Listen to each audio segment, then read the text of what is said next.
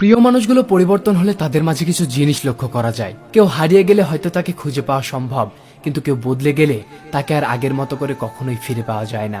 যেই মানুষটাই একটা সময় ঘন্টার পর ঘন্টা খুব আগ্রহ নিয়ে কথা বলতো, সেই মানুষটাই পরিবর্তনের সময় কথা বলতে খুব বিরক্ত বোধ করবে। যেই মানুষটা একটা সময় তোমাকে অন্য কারোর সাথে তুলনা করা পছন্দ করতো না, সেই মানুষটা এখন নিজেই তোমাকে অন্য কারোর সাথে তুলনা করবে। তাতে যদি তোমার খারাপও লাগে, তবুও তার কিচ্ছু যায় আসে না। প্রয়োজনের চাইতে বেশি ব্যস্ততা দেখাবে সে। তোমার মন খারাপে আর তার মুখ ভারী হবে না, ঘন ঘন তোমাকে ফোন করবে না। যতটুকু কথা বলবে ঠিক ততটুকু জুড়েই থাকবে অবহেলা। অন্য কেউ যদি তোমাকে অপমান করে, তাতে তার খুব একটা বেশি খারাপ লাগবে না। অকারণে অপবাদ দেবে, কথায় কথায় ফোন কেটে দেবে। একটা সময় তার সমস্ত জায়গা থেকে তোমাকে আড়াল করে দেবে। তুমি বেঁচে আছো কি মরে গেছো তার খোঁজ সে নিতে আসবে না। তোমার দোষ না থাকলেও সে তোমার দোষ খুঁজে বের করবে। বিশ্বাস করো, এই পরিবর্তন হয়ে যা মানুষগুলো একদিন ঠিক বুঝতে পারবে যে সে তোমাকে সঠিক মূল্য না দিয়ে কত বড় ভুল করেছে।